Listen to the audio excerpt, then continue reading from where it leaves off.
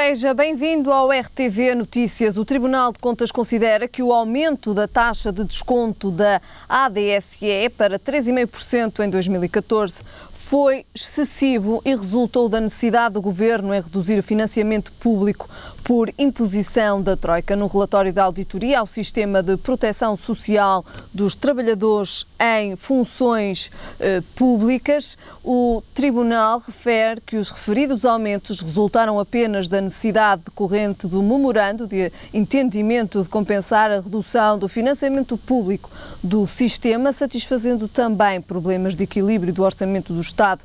O Tribunal critica o facto de o Governo ter imposto este aumento sem a elaboração de um estudo sobre a sustentabilidade da ADSE, que, caso tivesse sido elaborado, teria concluído que, considerando os custos de 2013 que podem ser financiados com o desconto para 2014, apenas seria necessária uma taxa de desconto aproximada de 2,7% para cobrir integralmente os custos. Em meados de maio, 43% dos portugueses que tencionavam gozar férias este verão já tinham feito as reservas. Entre hoteleiros e operadores turísticos, as perspectivas são otimistas e há mesmo quem considere que houve um crescimento de 2 dígitos nas marcações em comparação com o ano passado.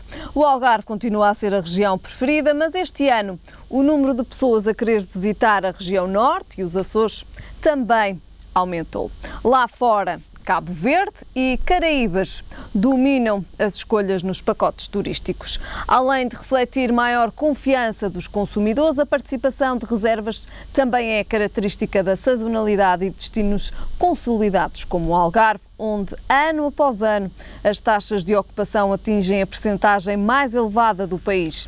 Em julho, mais de 50% da capacidade já está ocupada e há já reservas asseguradas até 10 de setembro.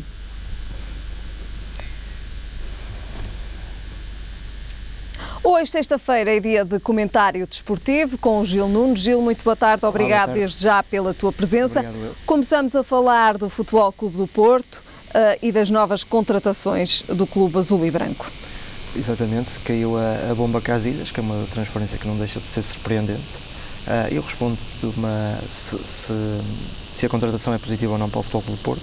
A resposta, quanto a mim, pode ser dada em 2 vertentes. Primeira vertente, de facto, gera-se uma dinâmica comercial e uma dinâmica relacionada com o nome do Casilhas, que não é normal em Portugal. Veja-se a página do Facebook do Futebol Clube do Porto, penso eu, que teve logo um boom, um crescimento muito acentuado após essa contratação, e a marca Porto chegou, de facto, a sítios no globo onde era praticamente inexistente, calculo.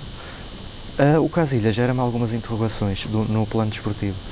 Nas últimas épocas tem sido um pouco o responsável por algumas situações menos felizes do Real Madrid.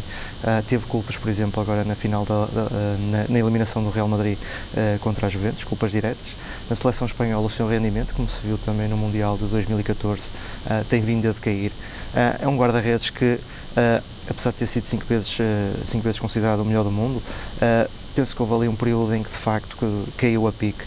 Em termos técnicos, o Casilhas é um guarda-redes que não se sai muito dos postos. Ele, de facto, dentro dos postos é um guarda-redes com qualidade, sobretudo em remates de fora da área. Veja-se, por exemplo, nas fases finais dos europeus e de mundiais, quando Portugal jogou contra a Espanha, muito dificilmente Portugal conseguiu tirar dividendos de uma das armas que tinha na altura do selecionado Paulo Bento, que eram os remates de longe. Contra a Espanha isso foi muito complicado, porque o Casilhas, de facto, dentro dos postos é um bom guarda-redes. Quando se sai dos postos, de facto, é um jogador que é um guarda-redes que treme bastante e tem vindo a tremer nos seus tempos. Alguma insegurança? Alguma insegurança. É um guarda-redes que me deixa algumas dúvidas. De facto, não é o meu guarda-redes predileto. Será certamente um titular, não põe em causa a sua capacidade de aguentar a pressão. Penso que se aguentou a pressão do Real Madrid, com certeza que aguentará. É um novo desafio também para Casilhas. Estará habituado a situações de grande pressão. É um novo desafio, é um guarda-redes que me deixa dúvidas, apesar do seu nome, apesar da sua dimensão no plano desportivo. Tenho que me abstrair de tudo isso e fazer uma análise fria. e de facto é um guarda-redes que me deixa dúvidas. Estou para ver se será ou não uma contratação acertada. No plano comercial, claro que sim, no plano de divulgação da marca, claro que sim, no plano desportivo, respondo com um ponto de interrogação. De facto, esta transferência do Cacilhas surpreendeu também? Surpreendeu, não é normal uma equipa portuguesa ter um jogador que, aliás, de nível planetário. De facto, se enumerarmos os 3 ou 4 melhores guarda-redes do mundo, aliás, se perguntarmos a qualquer leigo no futebol os 3 ou 4 melhores guarda-redes do mundo, de certeza que vão responder o Neuer, o Casillas, o Buffon. Portanto, e em termos de envergadura comercial, de facto, o Casillas é uma pedrada no charco no campeonato português. Serve sobretudo também para chamar as atenções, para captar novos mercados, para se captarem novas audiências. Tem um pouco a ver com esta nova filosofia do Futebol Clube do Porto. O Futebol Clube do Porto parece mais fortalecido economicamente. Teve capacidade, por exemplo, de contratar um jogador ao Marselha, que nos últimos anos não era muito usual. Portanto, é uma nova tónica do Futebol Clube do Porto. O ano passado não deu muito resultado. Este ano continua-se com a mesma receita. Não vou fazer críticas, penso que se deve dar ainda o benefício da dúvida, porque de facto, em termos de jogadores, o plantel do Futebol Clube do Porto está muito bem recheado e arrisco-me a dizer não, com toda a certeza o plantel do Futebol Clube do Porto será o mais bem preparado esta época e está a ser preparado de uma forma mais cuidada. Teve de facto grandes contratações, teve grandes nomes. Sim, grandes nomes, jogadores com qualidade e acima de tudo o Futebol Clube do Porto não está a cometer um erro, quanto a mim, que cometeu a temporada passada. O Futebol Clube do Porto está a contratar jogadores que vão ser titulares. Penso que Danilo Pereira será titular, penso que o Imbula será titular, o Casillas naturalmente será titular, o Maxi Pereira será titular. Houve o regresso do Varela, um jogador que, quanto a mim, não será uma primeira opção, mas é um jogador com características muito interessantes para a posição dela. Não é um grande talento, mas é um jogador que, por exemplo, joga muito bem num 4-2-3-1, que Portugal, na seleção portuguesa, foi muito útil no Euro 2012, por exemplo, para ganharmos a Dinamarca. O Varela foi fundamental e nessas situações é que é preciso arriscar mais e que é preciso sistemas que não sejam tão convencionais como o 4-3-3 ou como o 4-4-2, usar-se um 4-2-3-1 com o Varela, com um jogador que finaliza bastante bem, com um jogador que sabe pisar zonas do terreno mais focalizadas no centro. É um jogador que não é um grande talento, mas é um jogador bastante útil e que, tendo em conta o seu histórico, é um jogador que também tem outras competências para ir ao banco, aceita muito melhor o banco do que o Ricardo Quaresma, por exemplo, dá-me a entender isso mesmo. E, portanto, Quaresma que estará então de saída também do Futebol Clube do Porto, ao que tudo indica. Prevê-se isso, a reação que teve com o Lopetegui no último jogo do campeonato, no penúltimo, aliás, contra o Belenenses, estava a evidenciar isso mesmo. O Quaresma, de facto, é um grande talento do futebol. É uma perda para o Porto. Não será uma perda. O Quaresma tendencialmente é um jogador que decide mal. Ele tem fogachos de gênio e fogachos de grande criatividade, mas se formos a fazer um somatório das ocasiões também que desperdiça durante um jogo, se calhar se formos um pouco frios na análise, verificamos que o Quaresma também é um jogador com algumas perdas e com algumas insuficiências nesse aspecto. É uma perda para o Futebol Clube do Porto. O Quaresma é sempre uma boa solução. O Quaresma é sempre uma boa solução e quando está devidamente motivado ele é de facto uma mais-valia. Logicamente que nem sempre estará sempre motivado e o Futebol Clube do Porto também devido à idade do jogador, com a oportunidade de fazer algum dinheiro com ele e com algum desgaste, penso que já não havia muita paciência para se tentar dar uma espécie de uma plataforma ao Quaresma, que ele aceitasse ser titular, estar no banco, ter um pouco menos de luzes de ribalta. Penso que o Futebol Clube do Porto também viu que esse processo que não conseguiria dar passos evolutivos em relação a uma maior resposta do Quaresma nessa área e penso que a saída dele também foi devido a isso. É um jogador de facto que, volto a dizer, é um jogador talentoso, mas não era um jogador, quanto a mim, essencial. Se formos a fazer as contas do deve e do haver, também Quaresma, tendencialmente, é um jogador que vai decidindo mal aqui e ali e que não dá aquela constância que se pretende ao longo da época. Falamos da saída de Quaresma, que se equaciona que então Quaresma irá deixar o Porto, mas falamos agora de Maxi Pereira, que trocou o Benfica pelo Porto. Um pouco à semelhança do que fizeram, por exemplo, Jura Nikolkova ou o Panduru, o Maxi Pereira, eu compreendo a opção do Porto.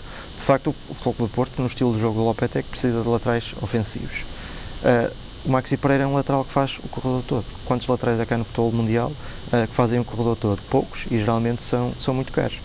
O Maxi Pereira vem a custo zero, é um jogador com 31 anos, com garantias. Tinha acabado de contrato com o Benfica. Exatamente, é um jogador que não será rentável em termos de uma venda futura, mas veio a custo zero.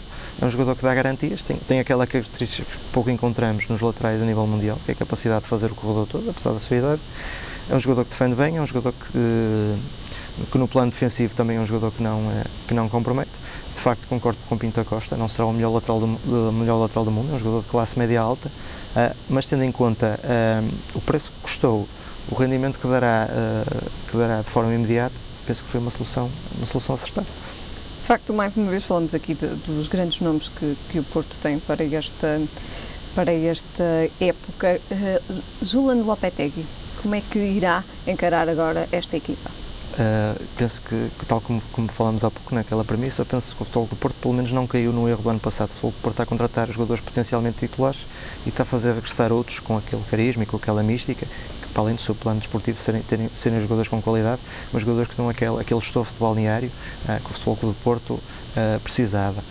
Penso que também se está a fazer alguma evolução em termos de jogo interior. O Futebol do Porto está com um meio campo, quanto a mim, a construir um meio campo mais robusto, um meio campo mais forte ao nível das transições, uma equipa que vai jogar mais pelo centro do terreno, que foi esse aspecto, quanto a mim, e tocou um pouco as esperanças do Futebol do Porto ano passado, aquele jogo obsessivo pelas aulas. Eu penso que o Futebol do Porto diagnosticou muito bem os problemas que tinha o ano passado e pelos pequenos sinais que tenho visto, penso que está no bom caminho este ano. Está a potenciar alguns jovens. O André Silva penso que vale muito mais do que aquilo que se julga. Penso que se pode mesmo afirmar como titular um jogador a utilizar com muita regularidade. Ele de facto deu uma boa resposta agora contra o Fortuna de Citar e é um jogador que, tendo em conta a sua velocidade, a forma como aparece a jogar de cabeça, finaliza com ambos os pés, é um jogador com características raras e vamos ver até que ponto é que o Futebol do Porto faz a gestão da sua juventude, mas não tenho dúvidas que será um futuro ponta de lança do Futebol do Porto e mesmo da Seleção Nacional. Muito bem, falamos agora do Sporting, começamos pelas contratações. Teo Gutierrez, que eu penso que é uma contratação que não está fechada. O Teo Gutierrez é um jogador que, se for contratado pelo Sporting, como se indica, penso que foi muito focalizado naquela questão da dupla. O Jorge Jesus foi construindo várias duplas ao longo do seu trajeto, quer no Belenenses, quer no Braga, quer no Benfica. No Benfica construiu agora este último ano a dupla Lima Jonas, dois jogadores que se interligaram muito bem na frente de ataque.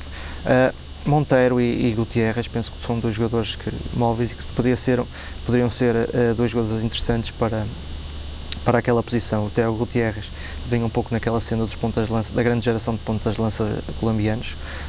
Foi de facto uma seleção abençoada ao nível da posição de ponta de lança, o Falcão, o Jackson, o Vaca e também o Teo Gutierrez, que estava no River Plate. É um jogador móvel, é um jogador de progressão, não é um jogador tão robusto como, por exemplo, como o Jackson, mas é um jogador que aparece muito bem a finalizar, que comparo mais com o Carlos Vaca, por exemplo. É um jogador do último toque. É um jogador que finaliza também muito bem de forma repentina, pelos jogos que eu analisei, quer na seleção colombiana, quer alguns jogos do campeonato argentino, e penso que em dupla, tendo em conta também as características que foi mostrando também nessas duas vertentes, seleção colombiana e campeonato argentino, penso que é um jogador que, em termos de dupla, se jogarmos com dois homens na frente de ataque, dois homens com aquele sistema que o Jorge Jesus tanto gosta, dar-lhes liberdade, mas com capacidade para jogar um nas costas do outro, um a criar mais espaço, criar mais linhas em espaço reduzido, outro a jogar mais em tabelinhas, esses pequenos pormenores que se vão desenhando e que o Jorge gosta de desenhar, penso que poderá ser um jogador muito interessante para o Sporting. O que é que acrescenta ao Sporting?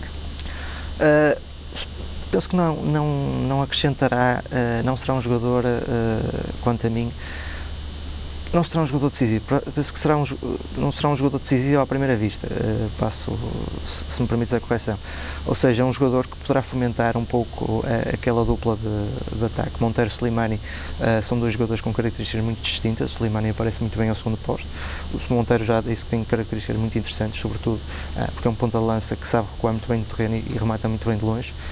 Se acrescentarmos a isto um jogador que joga muito bem em progressão, um jogador que sai muito bem do drible, com um remate muito espontâneo, penso que ele se enquadra melhor com Monteiro do que eventualmente com Slimani.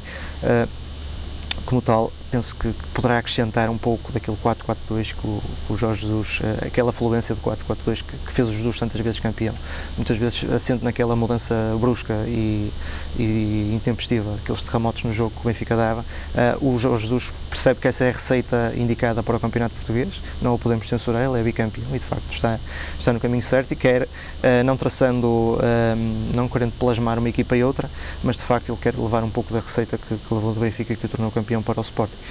E eu penso que as contratações que se têm feito, até o João Pereira, também um lateral que sobe muito bem, uma nova contratação do um lateral Sporting, que sobe muito bem no terreno, como se viu na seleção portuguesa, um lateral que eu não diria que faz o corredor todo, mas tem capacidade para jogar muito bem no plano ofensivo, que é um lateral também um pouco à imagem de Jorge Jesus e tendo em conta que foi a custo zero também. É uma contratação que me parece acertada, tendo em vista também a saída do Cédric. Contratações acertadas, mas Jorge Jesus vê-se aqui então agora também desfalcado. William Carvalho está lesionado, mas há aqui uma grande polémica em torno desta lesão.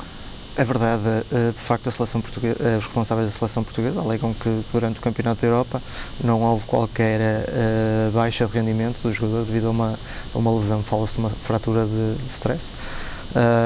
Teríamos que perguntar a um especialista para vermos até que ponto é que essas fraturas aparecem ou são derivadas de muitos jogos, ou ter uma opinião mais técnica e mais médica sobre isto. De facto, o que eu posso dizer à vista dos Armada é que de facto o rendimento do William Carvalho foi uniforme durante o Campeonato da Europa, de facto teve uma grande prestação e como tal esperava que ele agora aparecesse em alto nível na equipa do Sporting neste início da temporada.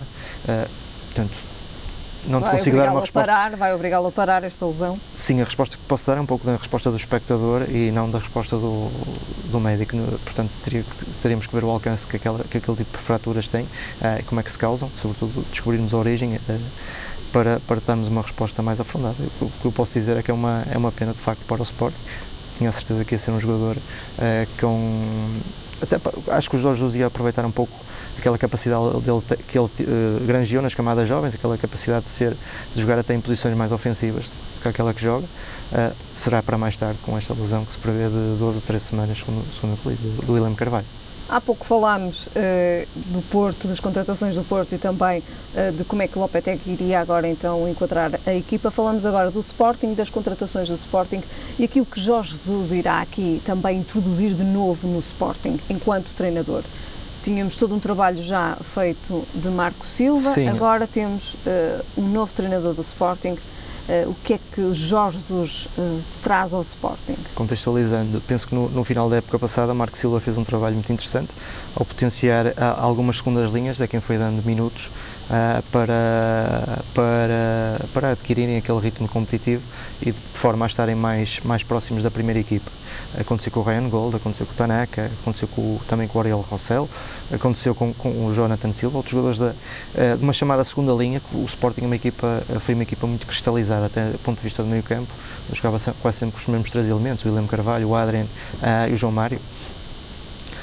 Com esse trabalho de segunda linha, o Sporting ganhou algum fôlego. Com a contratação de Jorge Jesus, de facto, penso que há aqui algumas, eu não diria nuances, mas penso que o Jorge Jesus vai pegar um bocadinho nesse trabalho que foi feito pelo Marco Silva. É um treinador inteligente que sabe que o trabalho que o Marco Silva fez foi um trabalho meritório e aqui a colar, aproveitar, apostar muito nas transições de jogo. Para o Sporting ganhar aqueles, para não facilitar frente a equipas mais pequenas.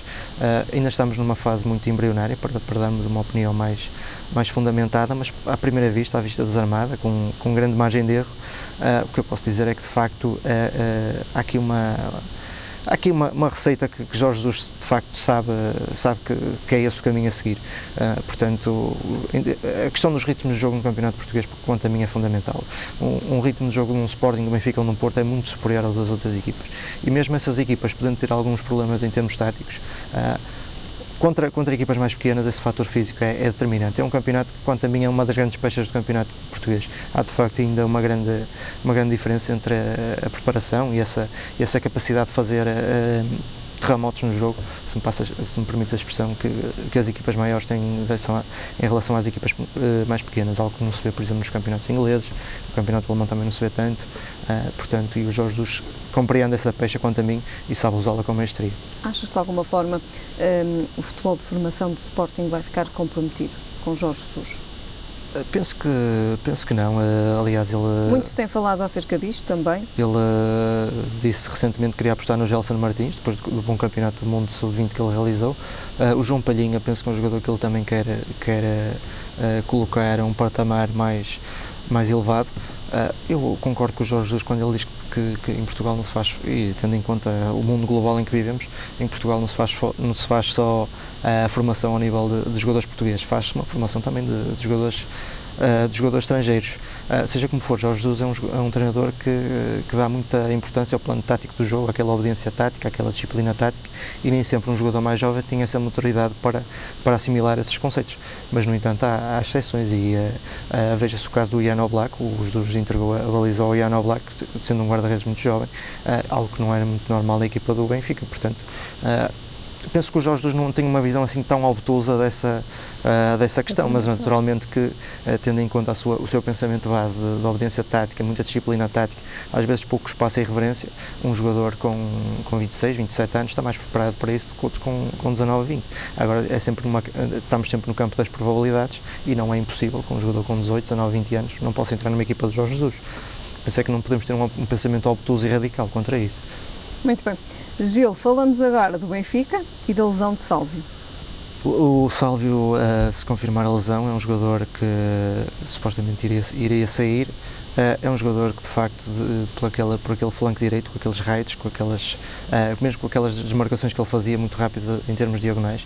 Por exemplo, relembro o jogo contra o Marítimo, que o Benfica ganhou muito à custa daquelas diagonais e daqueles sprints do Sálvio. É um jogador que desequilibra muito, sobretudo ao nível da velocidade. É um jogador que aparece muito bem em zonas de finalização. Lembro-se o gol que ele marcou contra o Bayer Leverkusen para a Liga dos Campeões, é que aparece muito bem naquele espaço entre o lateral e o central para finalizar, até finaliza bem com ambos os pés. É um jogador que será, até pelas rotinas que tinha já com a equipa do Benfica, e que combinava muito bem com o Gaetano. O Gaetano posicionava-se mais em zonas centrais, e o Sálvio abria na linha, e isso dava grande versatilidade à equipa do Benfica. É um jogador que obedece muito bem essa mudança brusca do ritmo do jogo, na minha opinião. O Sálvio tem essa capacidade, e é um jogador que faz falta ao futebol, de facto. É um jogador com muita qualidade, e estar lesionado tanto tempo, penso que será uma lacuna, não só para o Benfica, mas para todo o futebol, porque é um jogador que eu pessoalmente gosto bastante de ver, é um jogador com muita qualidade. Gil, já falámos aqui de Porto e Sporting, falamos agora do Benfica, tem também novo treinador, novas contratações. Como é que vês o Benfica para esta nova época que se aproxima? Eu vejo o Benfica, dos três grandes, de facto, o Benfica é agora a equipa que menos atenção dei e que menos conclusões ainda cheguei. Eu penso que o Benfica fez uma aposta muito acertada com a contratação do Rui Vitória. É um treinador, de facto, low profile, extremamente culto, extremamente inteligente na forma como aborda, como faz essa ponte também para a formação. É um treinador que gosta de dar oportunidades aos jogadores mais jovens, sabendo que dando-lhes aquela margem para errar. Veja-se o que aconteceu no Guimarães, com o Tomané, com o Luís Rocha. Estão a faltar aqui mais nomes, os centrais, o Josué, o Paulo Oliveira, o João Mourinho, ou seja, todos eles de facto tiveram ali uma rentabilização por parte do Rui Vitória. É um treinador que, quem ler algumas definições do estilo de jogo dele, de facto ele faz ali alguma diferença entre apesar de tratar todos os jogadores por igual, há ali uma diferença clara entre os jogadores que fazem a diferença, os carregadores de piano, os aguadeiros, como aqui lhe chamei, e depois dar aquele espaço aos jogadores mais jovens também para surgir. Há essas três classes sociais no pensamento do Rui Vitória, que quanto a mim são interessantes. Penso que vai haver uma maior regularidade com a equipa B. O Rui Vitória, penso que quanto a mim foi o treinador que melhor rentabilizou essa forma de trabalhar na equipa B, fazendo como uma ponte para a equipa A, pondo uma distância muito curta entre a equipa A e B, de forma a que os jogadores possam estar completamente integrados. Não sei de facto que é a equipa que me gera mais dúvidas. Penso que vai mudar um pouco aquela rotina do jogo do Jorge Jesus. Penso que teremos um futebol talvez mais em posse, talvez mais estético. O Benfica ainda não se definiu, nem se sabe se o Jonas fica ou se o Jonas vai. Há ali muitos pontos de interrogação no Benfica. Seja como for, o timoneiro é bom, o comandante é bom. E é como te digo, ainda não posso dar uma resposta mais concisa e mais clara. concisa, porque de facto Mas dos três grandes também do Benfica, o que é que te parecem? De facto faço a meia culpa dos três grandes, foi a equipa que eu menos analisei. Eu não diria uma contratação, mas o Jonathan Rodrigues é um jogador que foi contratado pelo tempo do Jorge Jesus e que me parece que vai ser mais aproveitado. Parece-me um jogador com capacidade para aparecer naquela linha de fogo. Há aquela indefinição da linha de ataque, não saberemos até que ponto é que Lima e Jonas ficarão, e poderá ser sempre uma boa opção. Portanto, dossiê Benfica a estudar brevemente com mais atenção, porque de facto há ali respostas, e para além das dúvidas que me suscitam, que ainda a minha análise ainda é um bocadinho tenra da equipa do Benfica e daquilo que ele pode render. Penso que tenho uma análise um bocadinho mais lúcida dos outros dois grandes. Muito bem. Gil, só para terminarmos, e também mesmo aqui uma análise muito breve ao futebol de praia, Portugal está nas meias finais. Sim, um desporto espetacular. Portugal eliminou a Suíça, agora vai defrontar a Rússia, que eliminou o Brasil. Portugal, quanto a mim, tem aqueles três jogadores que fazem um pouco aquele carisma da seleção portuguesa, dois há já muitos anos, o Alain e o Madjer, que se juntou ao Belchior, e é uma equipa que de facto dá gosto de ver jogar. O Madjer já foi considerado o melhor jogador do mundo. Para além da vertente tática do futebol de praia, uma vertente muito específica do futebol, esses três jogadores de facto dão um espetáculo, e a seleção portuguesa é das mais bonitas de ver jogar. Penso que até a seguir ao Brasil é aquela que nos dá mais prazer ir ao estádio ou ligar a televisão para de facto ver um jogo da seleção portuguesa, porque para além de estarmos a torcer naturalmente como portugueses, estamos ali a desfrutar de um bom espetáculo. E seria muito bom se Portugal vencesse, se sagrasse campeão. Sim, seria, logicamente que seria, o futebol de praia está a levar alguma dinâmica em termos da própria procura dos média em relação ao futebol de praia, tem sido mais intensa. É de facto um jogo espetacular. É um jogo que dá gosto de ver. Portugal, penso que eu lembro de ver um campeonato em que, depois de uma eliminação do Brasil nas meias finais, Portugal conseguiu ser campeão do mundo. Não sei se estou a cair em erro, se Portugal foi mais alguma vez campeão do mundo, mas seja como for, lembro de grandes jogos Portugal-Brasil, já com o Madjer e com o Alain, e grandes nomes do Brasil, como o Jorginho, o Júnior Negão, grandes equipas do Brasil e grandes equipas de Portugal. São de facto, se o Brasil é a maior potência, naturalmente, até pela dimensão da costa e pelo seu amor ao desporto, de facto Portugal, e tem aqui uma forma também de capitalizar as potencialidades da nossa costa. Gostava mais de ir à praia e de ver, como gosto de ver, muitos jovens a praticarem futebol de praia, voleibol de praia. De facto é uma forma, já que temos uma costa tão atrativa, de facto há que rentabilizar com essas modalidades. Muito bem, Gil, terminamos então com o futebol de praia hoje, o nosso comentário, e voltamos a ver-nos na próxima sexta-feira. Até à próxima semana. Ficamos agora com a previsão do estado do tempo para amanhã. São esperados períodos de céu muito nublado, apresentando-se geralmente muito nublado no litoral oeste até ao meio da manhã e final de tarde. Quanto a temperaturas, o Porto espera uma mínima de 17 graus e uma máxima de 22. Em Lisboa a mínima será de 19 graus e a máxima de 28. E em Faro a mínima será de 22 graus e a máxima de 31. É tudo por agora, já sabe, a informação está de regresso mais logo. Até lá, fique bem.